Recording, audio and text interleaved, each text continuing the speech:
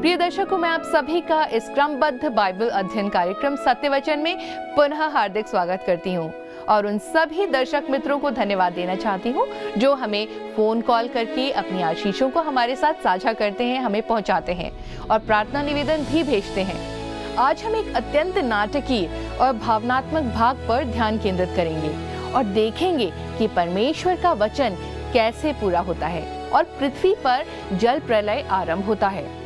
इसके साथ ही इस विनाश के मध्य हम परमेश्वर की सुरक्षा और विश्वास योग्यता को भी देखेंगे। आइए हम परमेश्वर के दास के द्वारा इस वचन के माध्यम से परमेश्वर की सामर्थ और उसकी करुणा को समझें।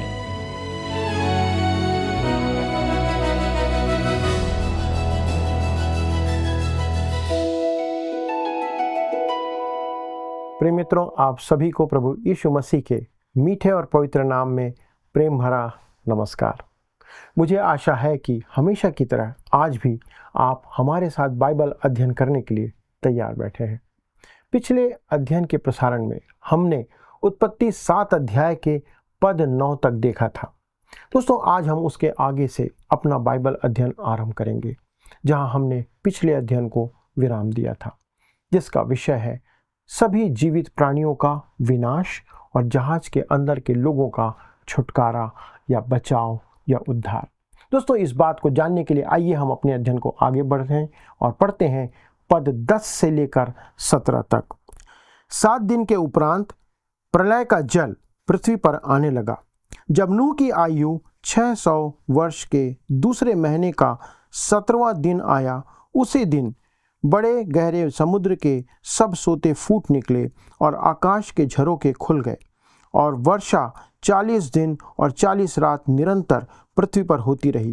ठीक उसी दिन नूह अपने पुत्र शेम, हाम और येपेत और अपनी पत्नी और तीनों बहुओं समेत और उनके संग एक एक जाति के सब बनैले पशु और एक एक जाति के सब घरेलू पशु और एक एक जाति के सब पृथ्वी पर रेंगने वाले जंतु और एक एक जाति के सब उड़ने वाले पक्षी जहाज में गए। जितने प्राणी में जीवन का प्राण था, उनकी सब जातियों में से 2-2 नूह के पास जहाज में गए, और जो गए वे परमेश्वर की आज्ञा के अनुसार सब जाति के प्राणियों में से नर और मादा गए। तब यहोवा ने जहाज का द्वार बंद कर दिया। पृथ्वी पर 40 दिन तक जल प्रलय होता रहा और पानी बहुत बढ़ता ही गया, जिससे जहाज ऊपर को उठने लगा और वह पृथ्वी पर से ऊंचा उठ गया।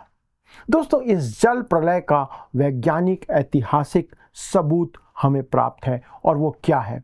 मैं इस विवाद के विषय में ना पढ़ते हुए केवल एक ही पुस्तक की अनुशंसा करना चाहूँगा, जिसे कि हेनरी एम मॉरिस और जॉन सी विटकम द्वारा लिखा गया है।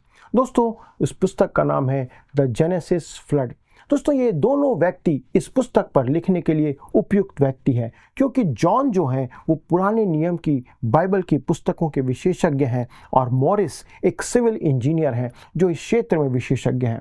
उन दोनों ने मिलकर यह पुस्तक लिखी है। उन्होंने इस बात को साबित किया है कि यह जल प्रलय पूरे संसार में पृथ्वी पर आया था। दोस्तों, ये एक बहुत बड़ी तबाही थी और इसके ऐतिहासिक सबूत भी मौजूद हैं।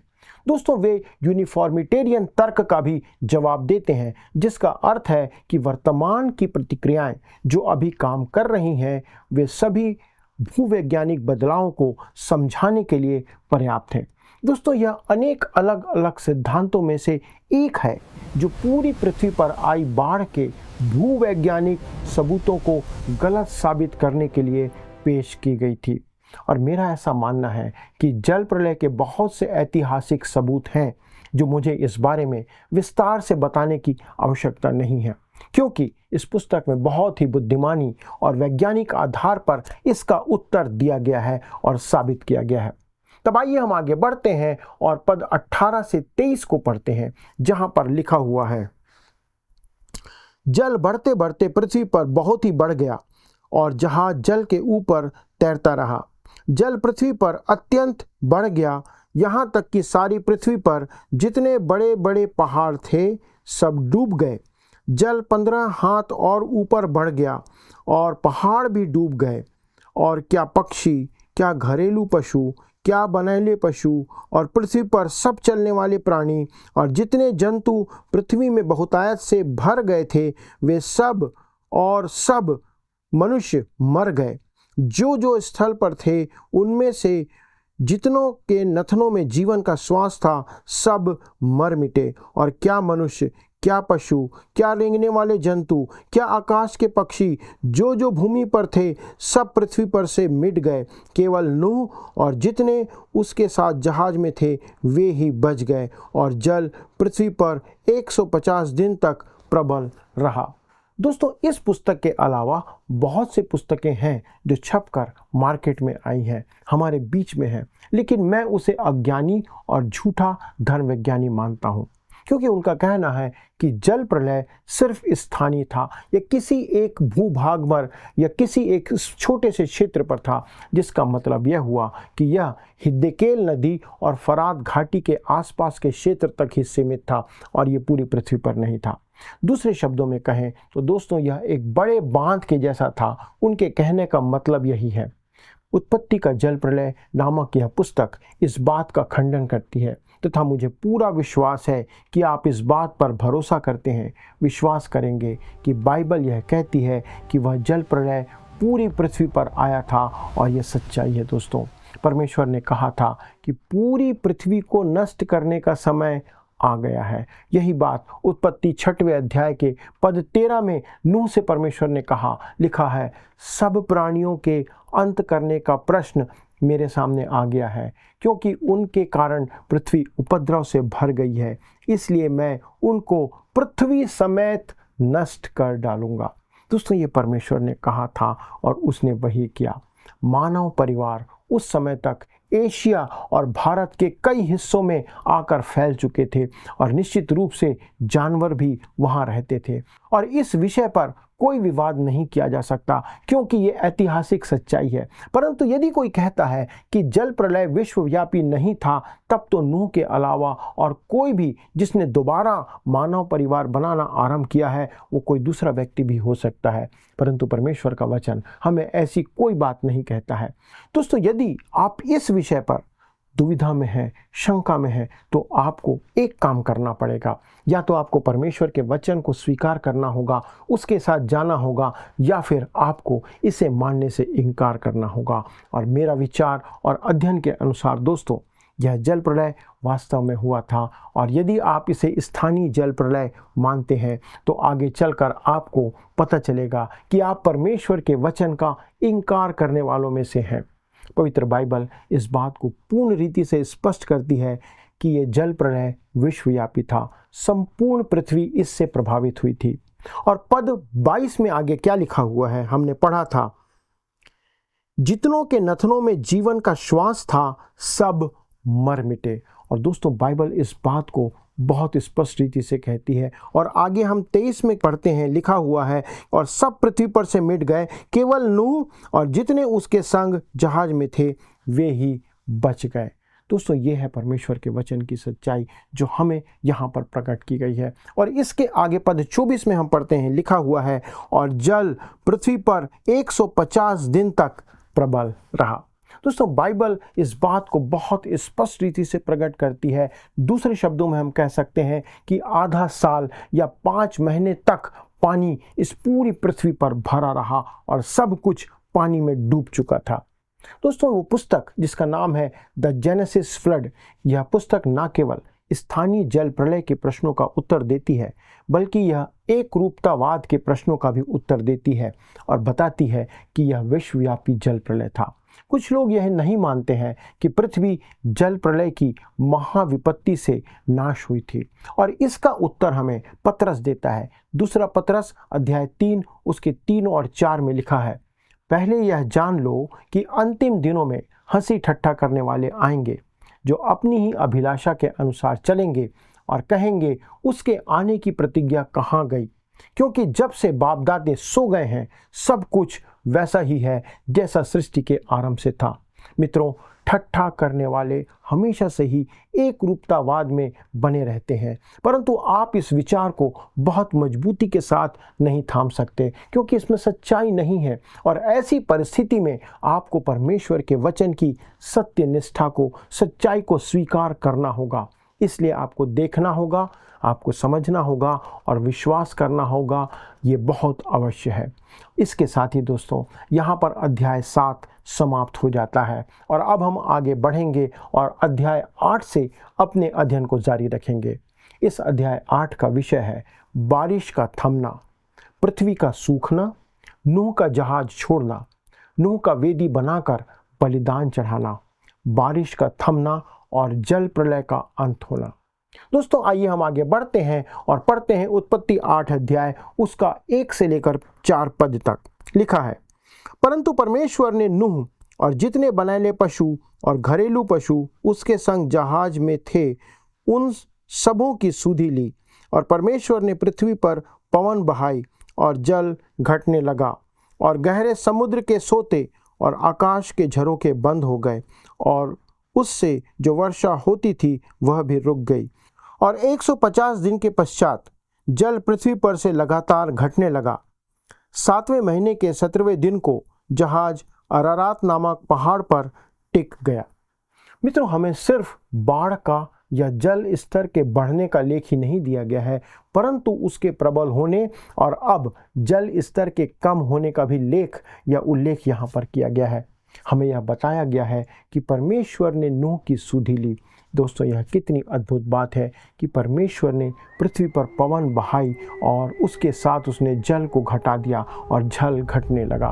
दोस्तों, ऐसा एक ही रात में नहीं हो गया था।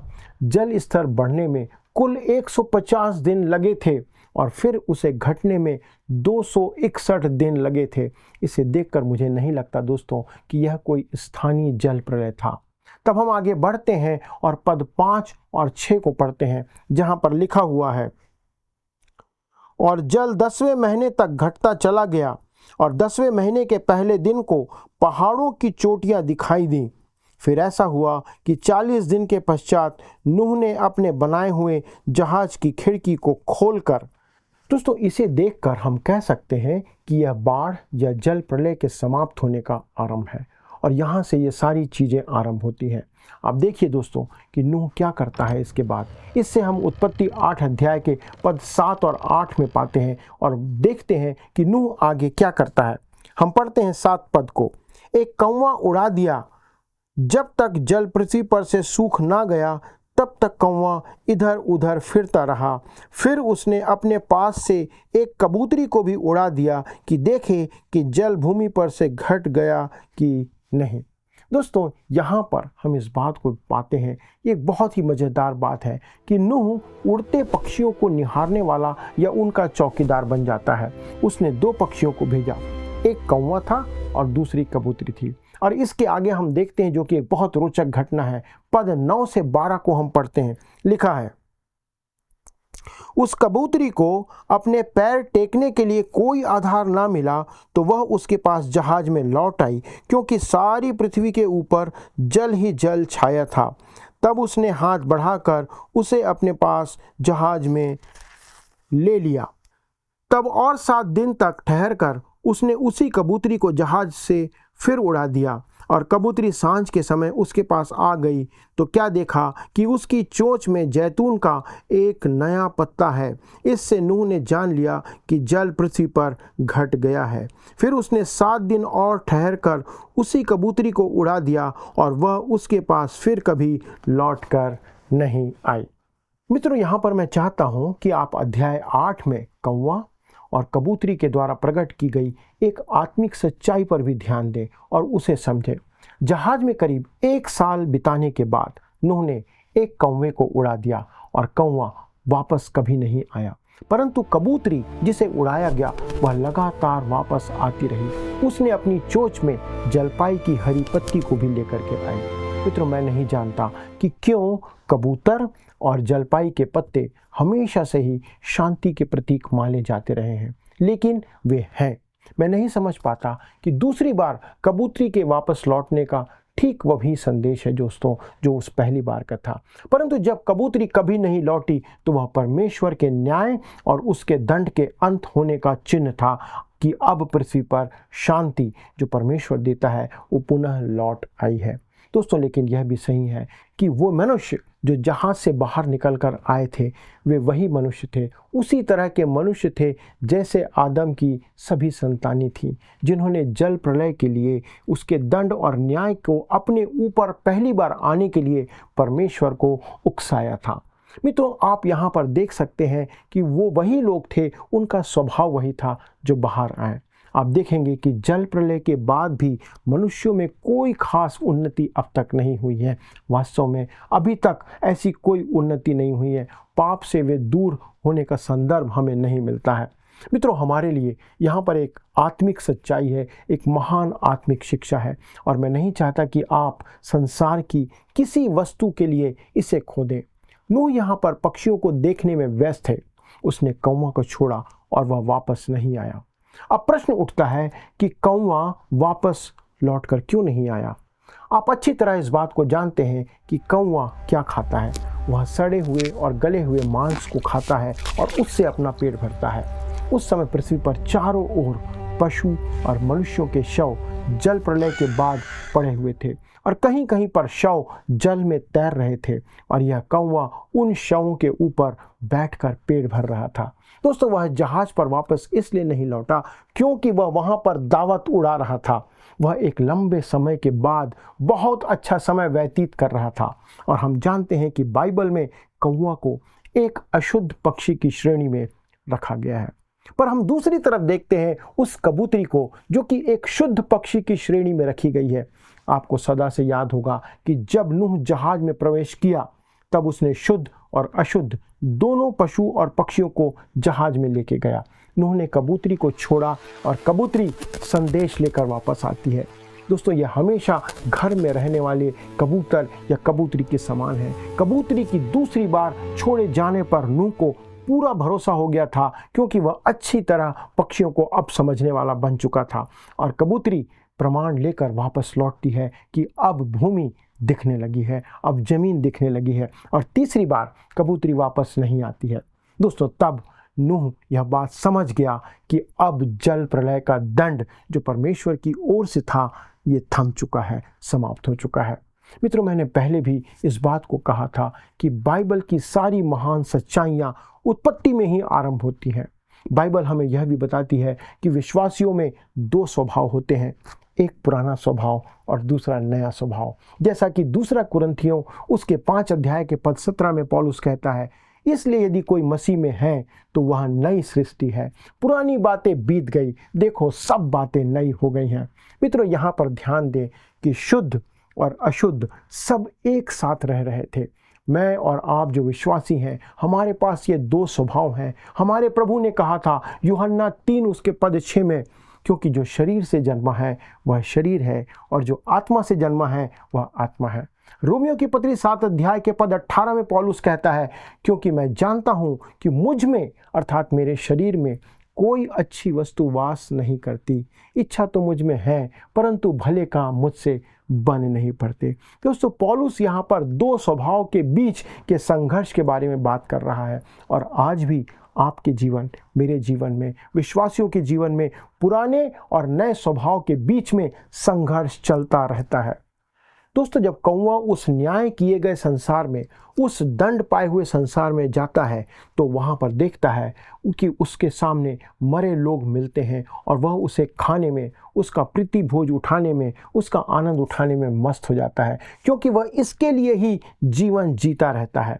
मरकर फूले हुए पशु का शव उसके लिए एक दावत के जैसा था, और मैं कहता हूँ कि यह उसके लिए एक मद्यपान उत्सव मनाने के समान था, एक पार्टी मनाने के समान था। बिना विश्राम किए वह आगे पीछे और ऊपर नीचे चलता चला जा रहा था। दोस्तों, मैं आपसे कहना चाहता हूँ कि यही चित्र हमारे पुराने मनुष्यत्व के स्वभाव का भी है। हमारा पुराना स्वभाव उस कौवे के स्वभाव के समान है। हमारा पुराना स्वभाव संसार की वस्तुओं से प्रेम करता है और उसमें आनंदित रहता है, उसका आनंद उठाता है। और यही कारण है कि बहुत से लोग शनिवार को देर रात तक दूसरे कामों में व्यस्त रहते हैं, पिक्चर, टेलीविज़न और पार्टियों में व्यस्त रहते हैं, और रविवार की सुबह आराधना के लिए वो गिरजाघर या चर्च नहीं जाते हैं। इसके लिए आप मुझे कोई दूसरा और अच्छा बहाना कभी मत दीजिए दोस्तों। आपके पास भी वह पुराना स्वभाव है, परंतु उसके लिए हमें आज बहाना बनाने की कोई आवश्यकता नहीं है, क्योंकि आपको उस पुराने स्वभाव में नहीं रहना चाहिए। ये हमारे लिए नहीं है। कबूतरी दंड दिए गए संसार में जब जाती है और वो गई, परंतु उसे वहाँ पर कोई आराम का स्थान नहीं मिला, उसे वहाँ संतुष्टि नहीं मिले, उसे वहाँ विश्राम नहीं मिला, और वो इस कारण से वापस जहाज में आ जाती है। कबूतरी संसार में रह रहे विश्वासियों को, आपको और मुझको चित्रित करती है, परंतु कौवा संसार में रह रहे अविश्वासियों को प्रकट करता है। जब उसने उन पुरानी लाशों को पाया तो उसे लगा कि वह एक सेंचुरी में पहुंच चुका है, सहस्त्राब्दी राज्य में, सतयुग में पहुंच गया है। दोस्तों, आप संसार को किस नज़रिए से या दृष्टिकोण से देखते हैं, यह उस पर निर्भर करता है, आप पर निर्भर करता है। किसी प्राध्यापक ने ऐसा कहा है, क्या सही है और क्या गलत है यह संबंध सूचक है, और क्या वह सही है जो वो कह रहा है? दोस्तों नहीं, जो परमेश्वर कहता है वही सही है, प्राध्यापक नहीं। और यह जो प्राध्यापक कहता है वो गलत है। और जो भी हो दोस्तों, यदि वह इससे अधिक नहीं देख पाता है तो वह व्यक्ति गलत है। जिसे परमेश्वर गलत कहता है वो हमेशा ही गलत होता है। पहला यूहन्ना अध्याय 2 के 15 में विश्वासियों से कहा गया है, तुम ना तो संसार से और न संसार की वस्तुओं से प्रेम रखो। दोस्तों, आज आप और मैं एक ऐसे संसार में जी रहे हैं जिसे दंड दिया जा चुका है। हम इसी संसार में जी रहे हैं, लेकिन हम इस संसार के नहीं हैं। बाइबल ऐसा कहती है। हमें इसका उपयोग करना है, दुरुपयोग नहीं करना है। हमें इस संसार से प्रेम नहीं करना है, परंतु हमें इस पर जयवंत होने का प्रयत्न करना है, प्रयास करना है कि हम संसार में खोए हुओं को या खोए हुए लोगों को जीत सकें और परमेश्वर के वचन को बाहर लेकर आ सके। हमारे प्रभु यीशु मसीह ने मरकुस 16 अध्याय के पद 15 में कहा, तुम सारे जगत में जाकर सारे सृष्टि के लोगों को सुसमाचार प्रचार करो। दोस्तों, आइए हम अपनी जिम्मेदारी को उठाते हुए और परमेश्वर के वचन को दूसरों के पहुंचाने का काम करते रहें और इस काम में लगे रहें। और यह एक महत्वपूर्ण काम है दोस्तों। कबूतरी ने इस बात को समझ लिया कि वह किसी भी प्रकार से संसार में थी, इस कारण उसे उसमें विश्राम या शांति नहीं मिल रही थी। वो वहाँ पर टिक नहीं पाई, उसे सिर्फ जहाज में आकर ही विश्राम मिला। और यह जहाज हमारे प्रभु यीशु मसीह को दर्शाता है। यदि आप इसके पास आते हैं तब आपको उसमें आराम और विश्राम प्राप्त होगा। दोस्तों, इस वक्त मैं आप सभी दर्शकों से एक बहुत ही व्यक्तिगत प्रश्न पूछना चाहता हूँ। आप इन दोनों में से किस पक्षी के समान हैं? कौवा के समान है या उस कबूतरी के समान है? कौवा जो संसार में आनंद ले रहा है और कबूतरी जो संसार में आनंद नहीं ले रही है और वो वापस अपने जहाज पर लौट आती है। यदि आप परमेश्वर की संतान हैं तो आप में दोनों स्वभाव पाया जाता है, परंतु आप किस स्वभाव के साथ जीवन जी रहे हैं ये आप पर निर्भर करता है। क्या आप परमेश्वर की बातों से प्रेम रखते हैं या नहीं रखते? दोस्तों, विचार करें और स्वयं को तथा परमेश्वर को इस बात का उत्तर दें। यदि आज का अध्ययन आपको अच्छा लगा, यदि आपने किसी नई बात को सीखा, तो कृपया हमें फ़ोन करके हमारे परामर्शदाता से बात करें और उसे बताएं कि आपको आज कौन सी बात अच्छी लगी। आज के अध्ययन में शामिल होने के लिए बहुत बहुत धन्यवाद। परमेश्वर आप सभी को आशीष दे। मित्रों, मुझे पूरा विश्वास है कि आज के अध्ययन के द्वारा आपने अवश्य ही अपने जीवन में महत्वपूर्ण बातों को सीखा है। आज हमने देखा कि चाहे परिस्थितियां कितनी ही भयानक क्यों ना हो, परमेश्वर अपने विश्वास योग्य जनों को कभी नहीं भूलता। नूह ने धैर्यपूर्वक प्रतीक्षा की और सही समय पर परमेश्वर ने नई शुरुआत का संकेत दिया। मित्रों, आज ये वचन हमें आश्वस्त करता है कि जीवन के तूफानों में भी परमेश्वर हमारे साथ है। जब हम विश्वास, धैर्य और आज्ञाकारिता के साथ प्रतीक्षा करते हैं, तब परमेश्वर हमें नए अवसर और नई आशा प्रदान करता है। तो आइए हम भी नूह के समान परमेश्वर पर भरोसा रखें, क्योंकि हर अंधकार के बाद वो एक नई सुबह अवश्य लाता है। आइए अब हम प्रश्नों को देखते हैं। पिछले प्रश्न का उत्तर है बी, एक जहाज। परमेश्वर ने नूह से एक जहाज बनाने को कहा। आज के अध्ययन पर आधारित प्रश्न है, वर्षा डैश दिन तक और डैश रात तक निरंतर पृथ्वी पर होती रही। ए 40 दिन और 20 रात, बी 120 दिन और 40 रात, सी 40 दिन 40 रात, या डी 30 दिन 60 रात। मित्रों, इस प्रश्न का उत्तर हमें कल सुबह 6 बजे से पहले विकल्प ए, बी, सी या डी के साथ अपना नाम, पता, स्थान के साथ 9651433397 96514 33397 पर SMS या WhatsApp करें। मित्रों, यदि आप इस अध्ययन को दोबारा सुनना चाहते हैं तो स्क्रीन पर दिए वर्ड रिसाउंड्स टुडे हिंदी लिखकर आप हमारे YouTube पर जरूर सुनें। अधिक जानकारी और प्रार्थना के लिए आप दिए गए नंबर 9651433397 96514 33397 पर संपर्क करें। हमारे परामर्शदाता आपकी सहायता के लिए सदैव तत्पर हैं। प्रभु आप सभी को आशीष दे। क्या आपको यह कार्यक्रम पसंद आया? अभी हमें एक मिस कॉल करें और आप अगले विजेता हो सकते हैं।